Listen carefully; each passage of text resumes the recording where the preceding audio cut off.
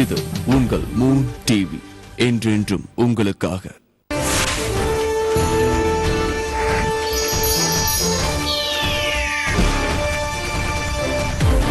Moon செய்திகள் இணைந்து வழங்குவோர் ஹோமியோ கேர் இன்டர்நேஷனல் சர்வதேச ஹோமியோ சிகிச்சை இப்போது தமிழகத்தில் மற்றும் மக்கள் நல்வாழ்விற்கான தமிழ்நாடு சுகாதார திட்டம். 30 வயதிற்கு மேற்பட்ட பெண்களுக்கு கர்ப்பப்பை வாய் பரிசோதனை மிகவும் அவசியம்.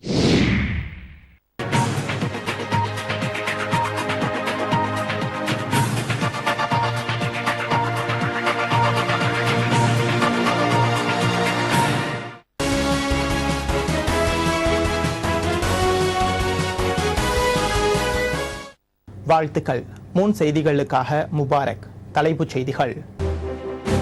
நாடாளுமன்ற தேர்தல் நடத்தை விதிமுறைகள் குறித்து அரசியல் கட்சிகளுடன் தமிழக தலைமை தேர்தல் அதிகாரி ஆலோசனை. அதிமுக, திமுக உள்ளிட்ட தேசிய கட்சிகள் பங்கேற்பு. பாஜக, பாமக இடையே தொகுதி உடன்பாடு குறித்த முதல்கட்ட பேச்சுவார்த்தை. ஓரிரு நாட்களில் போட்டியிடும் தொகுதிகள் குறித்த அறிவிப்புகள் வெளியிடப்படும் என பாமக தலைவர் ஜி.கே. மணி தகவல். நாளை சர்வதேச உலக மகளிர் தினம். தமிழக ஆளுநர் ரோசையா, முதலமைச்சர் ஜெயலலிதா உள்ளிட்ட அரசியல் கட்சி தலைவர்கள் வாழ்த்து. விரிவான செய்திகள். நாடாளுமன்ற தேர்தலை எதிர்கொள்வது குறித்து அங்கீகரிக்கப்பட்ட கட்சிகளுடன் தமிழக தலைமை தேர்தல் அதிகாரி பிரவீன்குமார் சென்னையில் ஆலோசனை நடத்தினார். ஏப்ரல் 24ஆம் தேதி தமிழகம் மற்றும் புதுவையில் ஒரே கட்டமாக தேர்தல் நடத்தப்படும் என இந்திய தேர்தல் ஆணையம் தெரிவித்தது. இதனையொட்டி தமிழக தலைமை தேர்தல் அதிகாரி பிரவீன்குமார் தேர்தல் ஆணையத்தால் அங்கீகரிக்கப்பட்ட கட்சிகளின் பிரதிநிதிகளுடன் இன்று சென்னையில் ஆலோசனை நடத்தினார். தேர்தல் நேரத்தின் போது கடைபிடிக்கப்படும் விதிமுறைகள், வேட்பாளர்களின் தேர்தல் செலவுகளை தனி வங்கி கணக்கு தொடங்கி கண்காணிப்பது உள்ளிட்ட முக்கிய ஆலோசனைகள் இக்கூட்டத்தில் ஆலோசிக்கப்பட்டது. இதில் அதிமுகவின் சார்பில் துணை சபாநாயகர் பொள்ளாச்சி ஜெயராமன், திமுகவின் சார்பில் அக்கட்சியின் சட்டத்துறை செயலாளர் ஆலந்தூர் ஆர்.எஸ். பாரதி, தேமுதிகவின் சார்பில் அக்கட்சியின் சட்டமன்ற கொறடா சந்திரகுமார், காங்கிரஸ் கட்சியின் சார்பில் கோவை தங்கம், மார்க்சிஸ்ட் கட்சியின் சார்பில் ஆறுமுக நயினார், இந்திய கம்யூனிஸ்ட் கட்சியின் சார்பில் கோ. பழனிசாமி, பாரதிய ஜனதா கட்சி சார்பில் டி.கே. ராகவன் மற்றும் பகுஜன் சமாஜ் கட்சியின் சார்பில் ரஜினிகாந்த், தேசியவாத காங்கிரஸ் கட்சியை சேர்ந்த செந்தில்குமார் ஆகியோர் கலந்து கொண்டனர். அதேபோல இப்பொழுது பாராளுமன்ற உறுப்பினர் போட்டியிடுகின்ற வேட்பாளர் 70 லட்சம் ரூபாய் வரை செலவு செய்யலாம். சட்டமன்ற உறுப்பினருக்கு போட்டியிடுகின்றவர்கள் 28 லட்சம் ரூபாய் வரை செலவு செய்யலாம் என்ற புதிதாக அறிவிப்பை அவர் சொன்னார். இப்பொழுது கூட ஏற்காடு இடைத்தேர்தலிலே ஒரு அமைச்சரை பார்த்தார் என்று சொல்லி தேர்தல் கமிஷனாலே சஸ்பெண்ட் செய்யப்பட்டு இடைநீக்கம் செய்யப்பட்ட ஒரு ஊராட்சி ஒன்றியத்தினுடைய அலுவலர் வீடியோ என்று சொல்லக்கூடிய அவர் இன்றைக்கு மீண்டும் அதே இடத்தில் தேர்தல் முடிந்தவுடன் அதே இடத்திற்கு பதவியிலே அமர்த்தப்பட்டிருக்கிறார். அப்படி என்று சொன்னால் எந்த அதிகாரி தேர்தல் கமிஷனை கண்டு பயப்படுவார்? யாரும் பயப்பட மாட்டாங்க. ஆளுங்கட்சியை கண்டுதான் பயப்படுவாங்க. அதற்கு இதுதான் உதாரணம். அதனால்தான் சொல்றோம், தேர்தல் கமிஷன் மத்திய அரசினுடைய அதிகாரத்திலே இங்கே வந்து தேர்தலை நடத்த வேண்டும் என்பது எங்களுடைய கோரிக்கை. சென்னையில் பாஜக மற்றும் பாட்டாளி மக்கள் கட்சி இடையே தொகுதி உடன்பாடு குறித்த முதல்கட்ட பேச்சுவார்த்தை தொடங்கியுள்ளதாகவும் ஓரிரு நாட்களில் தொகுதி பங்கீடு குறித்த அறிவிப்பு வெளியிடப்படும் என பாமக தலைவர் ஜி.கே. மணி தெரிவித்துள்ளார். டி நகரில் உள்ள பாஜக தலைமையகமான கமலாயத்தில் பாஜக மற்றும் பாமகவுடன் பேச்சுவார்த்தை நடைபெற்றது. இந்த பேச்சுவார்த்தையில் பாமக சார்பில் ஜி.கே. மணி, ஏ.கே. மூர்த்தி தலைமையிலான குழு பேச்சுவார்த்தையில் பங்கேற்றனர். கூட்டணி பேச்சுவார்த்தை முடிவுகள் குறித்து ஞாயிறு அல்லது திங்கட்கிழமையில் அறிவிக்கப்படும் என ஜி.கே. மணி தெரிவித்தார். பாஜக உடனான முதல்கட்ட பேச்சுவார்த்தை அதிகாரப்பூர்வமாக தொடங்கியுள்ளது என்றும் அவர் தெரிவித்தார். பேச்சுவார்த்தை தான் எல்லாரும் நீங்க ஆவலா காத்துக்கிட்டு இருக்கிறீங்க. உங்க ஆவல் எங்களுக்கு புரியுது. எல்லாம் நல்லது நடக்கும், நல்லபடியா முடியும். முடிஞ்ச பிறகு விரைவில் அறிவிக்கப்படும். மாலையில் தேமுதிகவுடன் பேச்சுவார்த்தை நடைபெறும் என பொன் ராதாகிருஷ்ணன் தெரிவித்துள்ளார். மகளிர் தினத்தை முன்னிட்டு ஆளுநர் ரோசையா, முதலமைச்சர் ஜெயலலிதா உள்ளிட்ட அரசியல் தலைவர்கள் வாழ்த்து தெரிவித்துள்ளனர். மகளிர் தினத்தை முன்னிட்டு ஆளுநர் ரோசையா வெளியிட்டுள்ள வாழ்த்துச் செய்தியில், சமூகத்தின் தூண்களாக இருக்கும் பெண்களின் பாதுகாப்பை உறுதி செய்ய அனைவரும் ஒருங்கிணைய வேண்டும் என்று கூறியுள்ளார். முதலமைச்சர் ஜெயலலிதா தெரிவித்துள்ள வாழ்த்துச் செய்தியில், பெண்கள் தங்கள் வாழ்வில் நேரிடும் சோதனைகளை உறுதியுடன் எதிர்கொண்டு புதிய சரித்திரம் படைத்திட உறுதியேற்க வேண்டும் எனவும் முதலமைச்சர் ஜெயலலிதா தெரிவித்துள்ளார். திமுக தலைவர் கருணாநிதி விடுத்துள்ள வாழ்த்துச் செய்தியில் திமுக ஆட்சியில் மகளிர் சமுதாயத்திற்கு பல்வேறு திட்டங்களை நிறைவேற்றியதாக சுட்டிக்காட்டியுள்ளார். பெண்கள் தற்சார்பு பெற்று தங்கள் வாழ்க்கையை அமைத்துக் கொள்ளவும் அனைத்து துறைகளிலும் முன்னேறி நல்வாழ்வு பெறவும் தேமுதிக தலைவர் விஜயகாந்த் தனது வாழ்த்து செய்தியில் குறிப்பிட்டுள்ளார். திமுக தலைவர் கருணாநிதிக்கு பிறகு கட்சியை யாராலும் கட்டிக்காக்க முடியாது என்று முன்னாள் மத்திய அமைச்சர் மு.க. அழகிரி தெரிவித்துள்ளார். திருவள்ளூரை அடுத்த பூண்டியில் திமுக பிரமுகர் பாஸ்கரன் என்பவரது தாயாரின் திருவுருவப் படத்தை மு.க. அழகிரி திறந்து வைத்தார். இந்த நிகழ்ச்சியில் பேசிய மு.க. அழகிரி, இந்திரா காந்தி காலத்தில் தனித்து நின்று எதிர்த்து போராடிய திமுக தற்போது உதிரி கட்சிகளுடன் கூட்டணிக்காக பேச்சுவார்த்தை நடத்தும் நிலைக்கு வந்துவிட்டதாக குற்றம் சாட்டினார். கட்சியில் பல ஆண்டுகளாக உழைத்து வரும் தொண்டர்களுக்கு மதிப்பளிக்காமல் மாற்றுக் கட்சியில் இருந்து வருபவர்களுக்கு முக்கியத்துவம் அளித்து வருவதாகவும் குற்றம் சாட்டினார். மேலும் வரும் நாடாளுமன்ற தேர்தலில் தாம் போட்டியிட விரும்பவில்லை எனவும் மு.க. அழகிரி தெரிவித்தார். நடுக்கடலில் படகு எரிப்பு சம்பவத்திற்கு எதிர்ப்பு தெரிவித்து தூத்துக்குடியில் விசைப்படகு மீனவர்கள் 3வது நாளாக வேலைநிறுத்த போராட்டத்தில் ஈடுபட்டுள்ளனர். கடந்த 4ஆம் தேதியன்று தூத்துக்குடியில் அசோக் என்பவர் தலைமையில் 11 பேர் கொண்ட மீனவர்கள் கடலுக்கு மீன்பிடிக்க சென்றுள்ளனர். அப்போது பெரிய தாழை பகுதியில் சென்று கொண்டிருந்த போது அங்குள்ள நாட்டுப்படகு மீனவர்கள் விசைப்படகில் சென்ற மீனவர்கள் மீது தாக்குதல் நடத்தியதாகவும் அவர்கள் சென்ற படகை தீ வைத்து கொளுத்தியதாகவும் கூறப்படுகிறது. இச்சம்பவத்தில் ஈடுபட்டவர்களை கைது செய்ய கோரியும் எரிக்கப்பட்ட படகிற்கு இழப்பீடு வழங்க கோரியும் தூத்துக்குடியில் விசைப்படகு மீனவர்கள் வேலைநிறுத்த போராட்டத்தில் ஈடுபட்டுள்ளனர். மீனவர்கள் நடத்தி வரும் வேலைநிறுத்த போராட்டத்தால் 265க்கும் மேற்பட்ட விசைப்படகுகள் கடலுக்கு மீன்பிடிக்க செல்லவில்லை. 4ஆம் தேதி நடந்தது வரை இதுவரை எங்கள் போட்டுகளுக்கு கடலுக்கு செல்லவில்லை. 270 போட்டு ஓனரும் அதை சேர்ந்த 4000 லேபர்களும் ரொம்ப சிரமத்துக்கு ஆளாகியுள்ளோம். அந்த எரிந்த போட்டு ஓனர் தற்கொலை முயற்சி எடுத்துக்கொண்டு இருக்கிறார். அதை நாங்கள் நிறுத்தி கொண்டு இருக்கோம். இதை உடனடியாக அரசு தலையிட்டு அந்த பாதிக்கப்பட்ட ஓனருக்கு சரியான முதலீடு வழங்க வேண்டும். அறந்தாங்கி அருகே இருசக்கர வாகனம் மீது லாரி மோதியதில் +2 மாணவன் உட்பட 2 பேர் உயிரிழந்த சம்பவம் பெரும் சோகத்தை ஏற்படுத்தியுள்ளது. புதுக்கோட்டை மாவட்டம் அறந்தாங்கி அருகே அரசு உயர்நிலை பள்ளியில் படிக்கும் மாணவர்கள் ஆனந்த்குமார் மற்றும் வெள்ளைச்சாமி இருவரும் +2 தேர்வு எழுதுவதற்காக இன்று காலை அதே பகுதியைச் சேர்ந்த நாச்சியப்பன் என்பவரின் வாகனத்தில் சென்று கொண்டிருந்தனர். அப்போது புதுப்பட்டி என்னும் இடத்தில் எதிரே வந்த லாரி இருசக்கர வாகனம் மீதும் பலமாக மோதியது. இதில் மாணவர் ஆனந்த்குமார் சம்பவ இடத்திலேயே பரிதாபமாக உயிரிழந்தார். படுகாயம் அடைந்த நாச்சியப்பன் மருத்துவமனைக்கு கொண்டு செல்லும் வழியில் உயிரிழந்தார். படுகாயம் அடைந்த மற்றொரு மாணவரான வெள்ளைச்சாமி சிகிச்சைக்காக மதுரை அரசு மருத்துவமனையில் அனுமதிக்கப்பட்டுள்ளார். +2 தேர்வு எழுத சென்ற மாணவர் விபத்தில் உயிரிழந்த சம்பவம் அப்பகுதியில் பெரும் சோகத்தை ஏற்படுத்தியுள்ளது. கரூரில் முறையான ஆவணங்கள் இல்லாமல் காரில் கொண்டு செல்லப்பட்ட 44 லட்சம் ரூபாய் பணத்தை தேர்தல் அதிகாரிகள் பறிமுதல் செய்தனர். வரும் நாடாளுமன்ற தேர்தல் குறித்து அறிவிப்புகள் வெளியானதை தொடர்ந்து தேர்தல் முறைகள் அமலுக்கு வந்துள்ளது. இதையடுத்து போதிய ஆவணங்கள் இல்லாமல் அதிக அளவில் பணத்தை எடுத்து செல்ல வேண்டாம் என்று மாவட்ட ஆட்சியர்கள் உத்தரவிட்டுள்ளனர். இந்நிலையில் கரூரில் உள்ள தனியார் ஜவுளி நிறுவனம் சார்பில் தனது திருச்சி கிளைக்கு காரில் கொண்டு செல்லப்பட்ட 30 லட்சம் ரூபாய் ரொக்க பணத்தை தேர்தல் அதிகாரிகள் பறிமுதல் செய்தனர். இதேபோல் நாமக்கல் மாவட்டத்தை சேர்ந்த லோகநாதன் என்பவர் தனது காரில் உரிய ஆவணங்கள் இல்லாமல் கொண்டு சென்ற 14,50,000 ரூபாய் பணத்தையும் தேர்தல் அதிகாரிகள் பறிமுதல் செய்தனர். பறிமுதல் செய்த பணத்தை வட்டாட்சியரிடம் ஒப்படைத்தனர். இதனிடையே பறிமுதல் செய்யப்பட்ட பணத்திற்கு முறையான ஆவணங்களை சமர்ப்பித்தால் தங்கள் பணத்தை திருப்பி பெற்றுக் கொள்ளலாம் என்று வட்டாட்சியர் தெரிவித்தார். திருப்பூருக்கு சென்ற ஒரு வாகனத்தை உதவிச்சுள்ள சுமார் 30 லட்ச ரூபாய் பணம் வந்து நம்ம பறக்குமுறை அதிகாரிகள் தணிக்கை போது கைப்பற்றினாங்க. இது தொடர்பாக அவங்கள்ட்ட கேட்கும்போது சரியான ஒரு ஆவணம் எதுவும் இல்லை. இது தொடர்பாக வருமான வரித்துறை அதிகாரிகள் நாங்கள் தகவல் கழிச்சிருக்கோம். அவங்க வந்த பின்னாடி இந்த பாடத்துக்கு எல்லாமே வந்து நாங்கள் முடிவெடுத்து ஒரு மேல் புதிய தலைமைச் செயலக கட்டிடத்தை பன்னோக்கு உயர் சிறப்பு மருத்துவமனையாக மாற்றுவதற்கு எதிராக தொடரப்பட்ட வழக்கின் இறுதி விசாரணை அடுத்த மாதம் 4ஆம் தேதி நடைபெறும் என சென்னை உயர்நீதிமன்றம் உத்தரவிட்டுள்ளது. தென்மண்டல தேசிய பசுமை தீர்ப்பாயம் விதித்த நிபந்தனைகளை முறையாக பின்பற்றாமல் புதிய தலைமைச் செயலக கட்டடத்தை பன்னோக்கு மருத்துவமனையாக மாற்றுவதாக கூறி வழக்கறிஞர் வீரமணி தொடர்ந்த வழக்கு உயர்நீதிமன்ற நீதிபதிகள் ஜெயச்சந்திரன், வேணுகோபால் ஆகியோர் முன்பு இன்று மீண்டும் விசாரணைக்கு வந்தது. அப்போது மனுதாரர் தரப்பில் ஆஜரான வழக்கறிஞர் நீலகண்டன் மாசு கட்டுப்பாட்டு வாரியம் சார்பில் இதுவரை பதில் மனு தாக்கல் செய்யப்படவில்லை என தெரிவித்தார். மேலும் வழக்கில் தங்கள் தரப்பில் இறுதிக்கட்ட வாதங்களை முன்வைக்க இருப்பதால் விசாரணையை தள்ளி வைக்குமாறு அவர் கேட்டுக்கொண்டார்.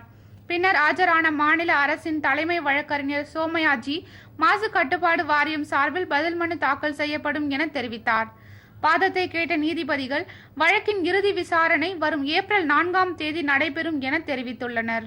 திருச்சி சார் பதிவாளர் அலுவலகத்தில் திடீரென தீ விபத்து ஏற்பட்டதால் முக்கிய ஆவணங்கள் எரிந்து சாம்பலாகின.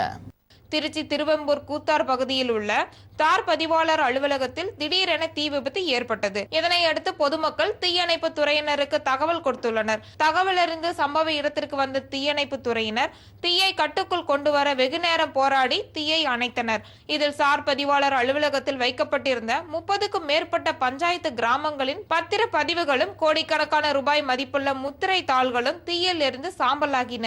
இதனால் அந்த அலுவலகத்தில் பத்திரப்பதிவு செய்தவர்கள் அதிர்ச்சி அடைந்துள்ளனர். இந்த தீ விபத்து குறித்து போலீசார் வழக்கு பதிவு செய்து விசாரணை நடத்தி வருகின்றனர். ஓடி வந்து பார்க்கறதுக்குள்ள புகை மட்டும் ஜாஸ்தி ஆயிடுச்சு. அடுத்து கொஞ்ச நேரத்தில் ஃபயர் ஆரம்பிச்சிச்சு. நான் ரீசார் அம்மாக்கு ஃபோன் அடித்தேன், 101க்கு அடிச்சிட்டேன். அடித்ததுக்கு அடுத்தது நிமிஷம் நாங்கள் கதவை உடச்சி அடுத்த தண்ணி எடுத்து ஊற்றி மேக்ஸிமம் எவ்வளோ தூரம் நாங்கள் ரெக்கார்டை காப்பாற்ற முடியுமோ அவ்வளோ தூரம் நாங்கள் ரெக்கார்டை காப்பாற்றிட்டோம். மேக்ஸிமம் ரெக்கார்ட் ரூமுக்கும் போல கம்ப்யூட்டர் ரூமுக்கும் போல. இதில் சேதமடைஞ்சது முன்னாடி இருக்க கம்ப்யூட்டர் ரூமும் முன்னாடி இருக்க ரெக்கார்ட்ஸ் மட்டும் ஃபுல்லாக எரிஞ்சிருச்சு, சாம்பலாயிருச்சு. கரூர் அருகே மணல் லாரி மோதி இளம்பெண் பலியான சம்பவம் அப்பகுதியில் பெரும் சோகத்தை ஏற்படுத்தி உள்ளது. கரூர் மாவட்டம் ராயனூர் அருகே கொங்கு அவென்யூ பகுதியில் வசித்து வந்தவர் சாருமதி. இவருக்கு திருமணமாகி 2 குழந்தைகள் உள்ளன. இந்நிலையில் சாருமதி தனது இருசக்கர வாகனத்தில் கரூர் திருமாநிலையூர் பிரிவு ரோட்டில் சென்று கொண்டிருந்தார். அப்போது எதிரில் வந்த மணல் லாரி சாருமதி மீது பலமாக மோதியது. இதில் படுகாயம் அடைந்த சாருமதி இரத்த வெள்ளத்தில் சம்பவ இடத்திலேயே உயிரிழந்தார். தகவல் அறிந்து சம்பவ இடத்திற்கு வந்த போலீசார் லாரி ஓட்டுநரிடம் விசாரணை நடத்தியதில் அவர் குடிபோதையில் இருந்தது தெரிய வந்தது. இதையடுத்து போலீசார் லாரி ஓட்டுநரை கைது செய்து அவர் மீது வழக்கு பதிவு செய்தனர். இளம்பெண் வாகன விபத்தில் பலியான சம்பவம் அப்பகுதியில் பெரும் பரபரப்பை ஏற்படுத்தியது. விளம்பர இடைவேளைக்கு பிறகு செய்திகள் தொடரும்.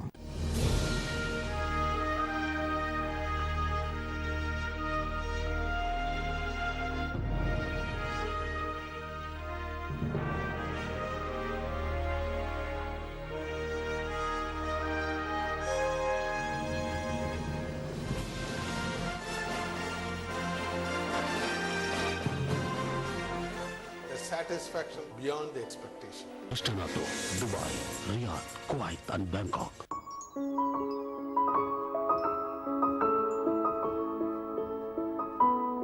எனர்ஜி இருக்கிற வரைக்கும் தான் வெற்றி நம்ம கையில இருக்கும். என்னோட கரியரை ஸ்டார்ட் பண்ணும்போது ஆஸ்துமா, அலர்ஜினால ரொம்ப கஷ்டப்பட்டேன். இப்போ no problem. Thanks to homeo care. ஒரு சாதனையாளரா இருக்கிறது சாதாரண விஷயம் இல்ல. எத்தனையோ மருத்துவ முறைகள் இருந்தும் இதுக்கு சரியான தீர்வு கிடைக்காம எல்லாரும் கஷ்டப்பட்டுட்டு தான் இருக்காங்க. இனி இதுக்கெல்லாம் ஒரு சூப்பர் தீர்வு கிடைச்சாச்சு. ஆஸ்துமா, அலர்ஜிக் ப்ராப்ளம் இதுக்கெல்லாம் நிரந்தர தீர்வு தர ஹோமியோபதி சிகிச்சை இங்க வந்தாச்சு. ஹோமியோ கேர் இன்டர்நேஷனல் உலகத்தர ஹோமியோ சிகிச்சை வழங்கும் நம்பகமான மருத்துவமனை. இனி உங்களின் வெற்றி கை கெட்டும் தூரத்தில். ஹோமியோ கேர் இன்டர்நேஷனல், நமது ஆரோக்கியத்தின் அஸ்திவாரம். நம்பி வாருங்கள், நலன் அடையுங்கள். Homeo care international, Chennai, Kovai, Madurai. தொடர்புக்கு 9282227700 9282227711. இனி நம்ம ஆரோக்கியத்தை பாதுகாக்க இவங்க இருக்காங்க.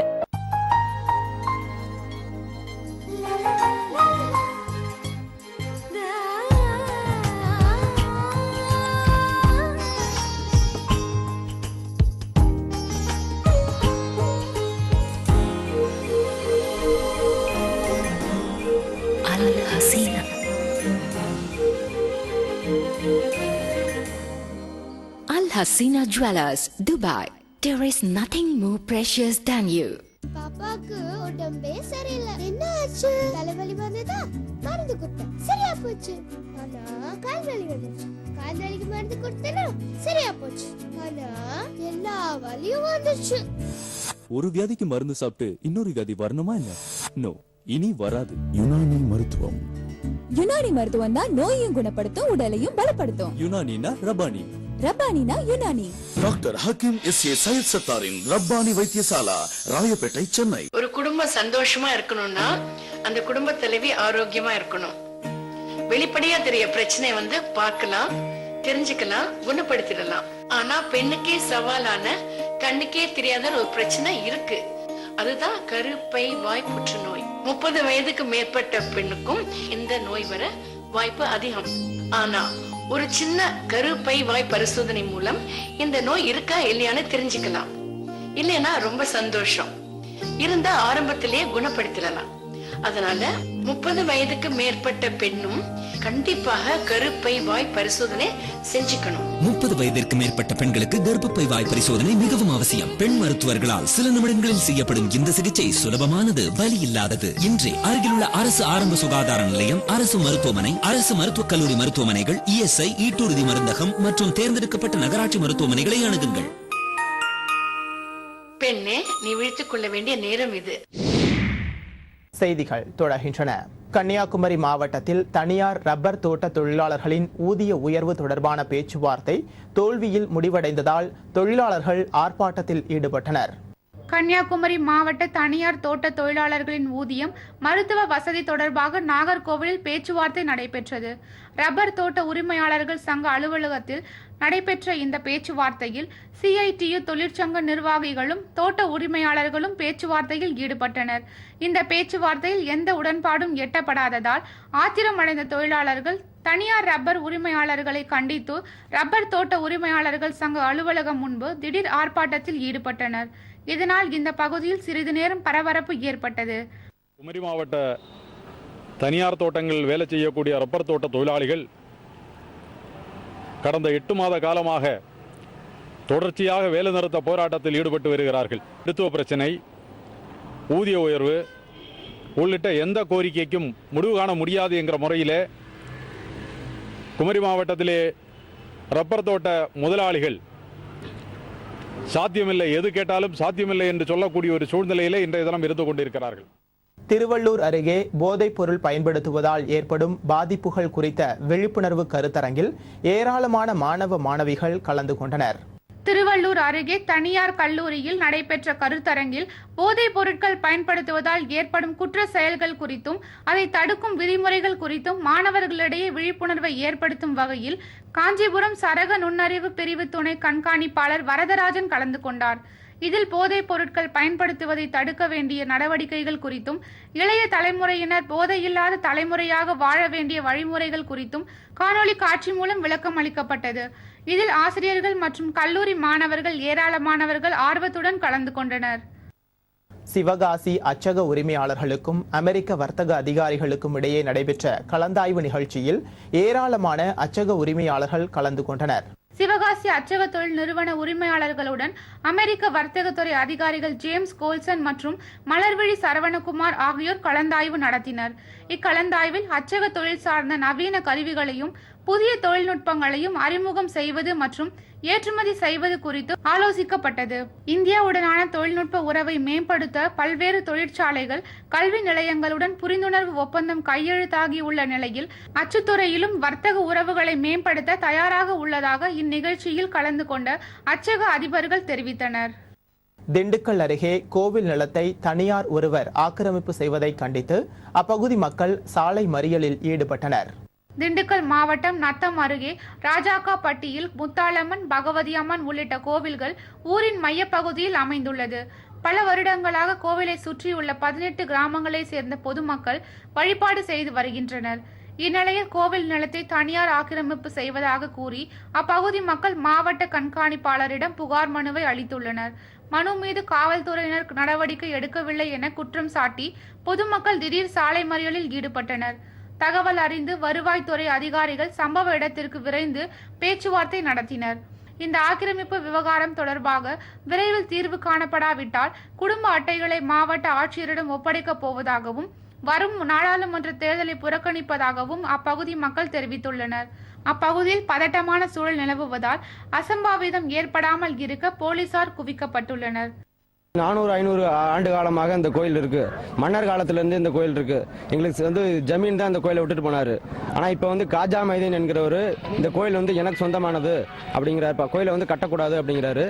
அது இல்லாமல் வந்துட்டு ஒவ்வொரு தாசில்தார் வந்து அவருக்கே சப்போர்ட் ஒரு அந்த மதத்துக்கு மட்டும் சப்போர்ட் பண்றாரு. இப்போ இருக்க தாசில்தார் போலீஸ் வந்து அராஜகம் பண்றாங்க.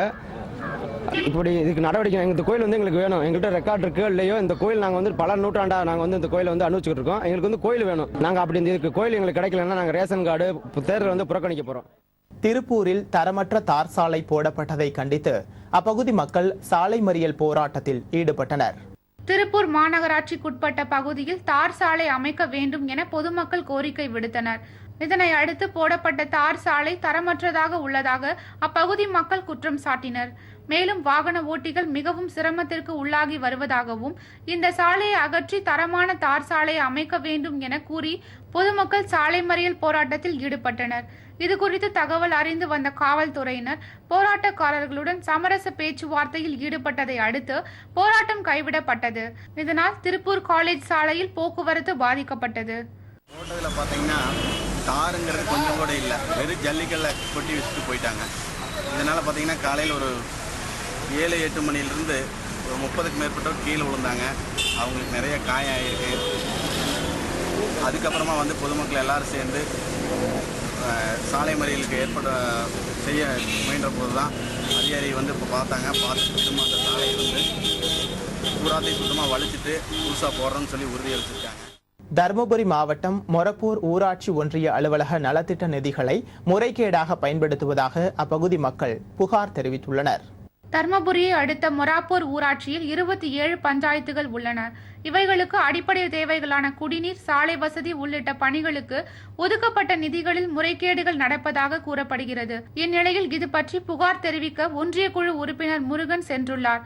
அப்போது முருகனை ஒரு சிலர் வழிமறித்து தகாத வார்த்தைகளால் திட்டியுள்ளதாக கூறப்படுகிறது. இதுகுறித்து மாவட்ட நிர்வாகம் உரிய நடவடிக்கை மேற்கொள்ள வேண்டும் என அப்பகுதி மக்கள் கோரிக்கை விடுத்துள்ளனர். வேலூர் அருகே நியாய விலைக்கடை பெண் ஊழியரை பணிமாற்றம் செய்யக்கோரி தொடக்க வேளாண்மை கூட்டுறவு கடன் சங்கத்தை பொதுமக்கள் முற்றுகையிட்டதால் பரபரப்பு ஏற்பட்டது.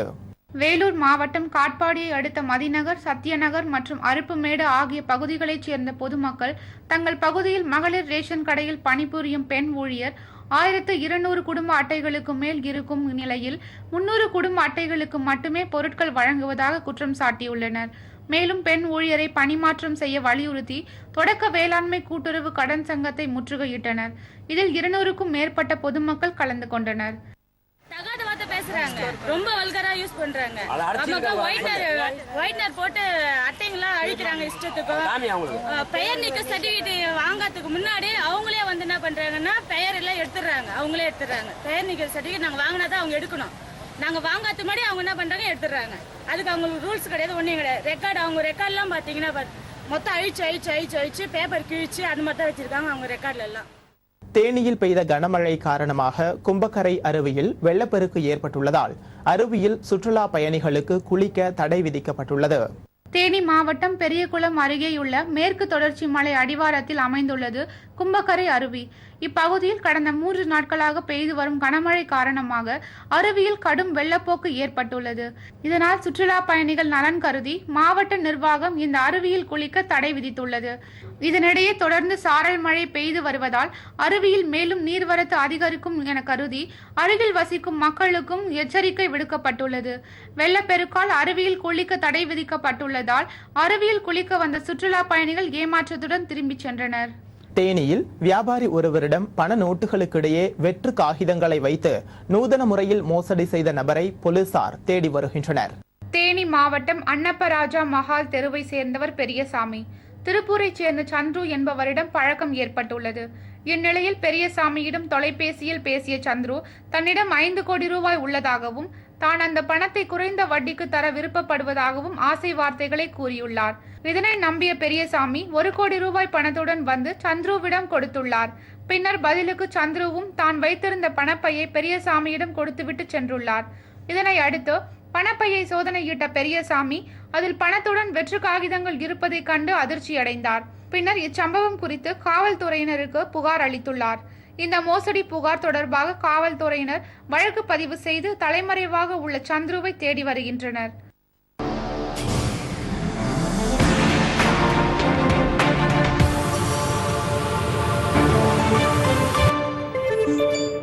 மாநில அளவிலான 17 வயதுக்கு உட்பட்ட பெண்களுக்கான கால்பந்தாட்ட போட்டி கரூரில் தொடங்கியது. இதில் 14 மாவட்டங்களைச் சேர்ந்த வீராங்கனைகள் கலந்து கொண்டனர். தமிழ்நாடு கால்பந்தாட்ட கழகம் சார்பில் மாநில அளவில் 17 வயதுக்குட்பட்டவர்களுக்கான கால்பந்தாட்ட போட்டிகள் கரூர் அருகே உள்ள தனியார் கல்லூரியில் தொடங்கியது. இப்போட்டியினை தமிழ்நாடு மகளிர் கால்பந்தாட்ட கழக தலைவர் சண்முகம் தொடங்கி வைத்தார். 3 நாள் நடக்கும் இந்த போட்டிகளில் 14 மாவட்டங்களைச் சேர்ந்த கால்பந்தாட்ட வீராங்கனைகள் கலந்து கொண்டுள்ளனர்.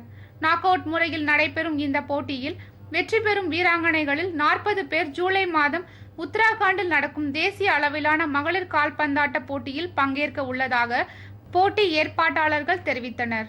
வயதிற்குட்பட்ட இந்த போட்டியானது இதில் தேர்ந்தெடுக்கப்படும் 40 வீராங்கனைகள் பயிற்சி முகாமில் வைக்கப்பட்டு அதிலிருந்து 20 விளையாட்டு வீராங்கனைகள் தேர்ந்தெடுக்கப்பட்டு தமிழக அணி சார்பாக ஜூலை மாதத்தில் உத்தரகாண்டில் நடைபெறும் 17 வயதிற்குட்பட்ட தேசிய கால்பந்தாட்ட போட்டியில் பங்கு பெறுவார்கள் என்பதை. இனி இன்றைய தங்கம் மற்றும் வெள்ளி விலை நிலவரம். இன்று 1 கிராம் ஆபரண தங்கம் 2847 ரூபாயாகவும், ஒரு பவுனின் விலை 22,776 ரூபாயாகவும் விற்பனையானது. 1 கிராம் வெள்ளியின் விலை 50 ரூபாய் 20 காசுகளாகவும், 1 கிலோ வெள்ளியின் விலை 46,880 ரூபாயாகவும் விற்பனையானது. அல் அசீனா வழங்கும் துபாயில் இன்று தங்கத்தின் விலை நிலவரம். 22 கேரட் ஆபரண தங்கம் 1 கிராமிற்கு 154.50 திரகங்களாக விற்பனையானது. இது இந்திய ரூபாயின் மதிப்பில் 2579 ரூபாய் 86 காசுகளாக விற்பனையானது. 24 கேரட் ஆபரண தங்கம் 1 கிராமிற்கு 163.25 திரகங்களாக விற்பனையானது. இது இந்திய ரூபாயின் மதிப்பில் 2525 ரூபாய் 97 காசுகளாக விற்பனையானது. மீண்டும் இன்றைய தலைப்புச் செய்திகள். நாடாளுமன்ற தேர்தல் நடத்தை விதிமுறைகள் குறித்து அரசியல் கட்சிகளுடன் தமிழக தலைமை தேர்தல் அதிகாரி ஆலோசனை. அதிமுக, திமுக உள்ளிட்ட தேசிய கட்சிகள் பங்கேற்பு. பாஜக, பாமக இடையே தொகுதி உடன்பாடு குறித்த முதல் கட்ட பேச்சுவார்த்தை. ஓரிரு நாட்களில் போட்டியிடும் தொகுதிகள் குறித்த அறிவிப்புகள் வெளியிடப்படும் என பாமக தலைவர் ஜி.கே. மணி தகவல். நாளை சர்வதேச உலக மகளிர் தினம். தமிழக ஆளுநர் ரோசையா, முதலமைச்சர் ஜெயலலிதா உள்ளிட்ட அரசியல் கட்சி தலைவர்கள் வாழ்த்து. இத்துடன் செய்திகள் நிறைவடைகின்றன. மூன் தொலைக்காட்சியின் 8:30 மணி செய்திகளை காண தவறாதீர்கள். வாழ்த்துக்கள்.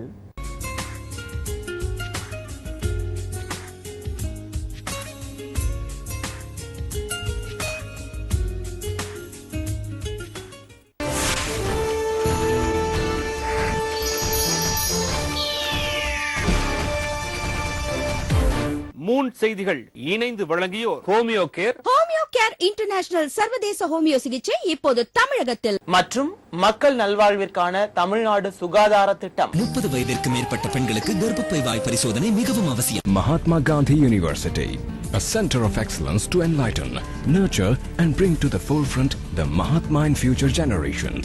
The credit-based, choice-based CBCB program.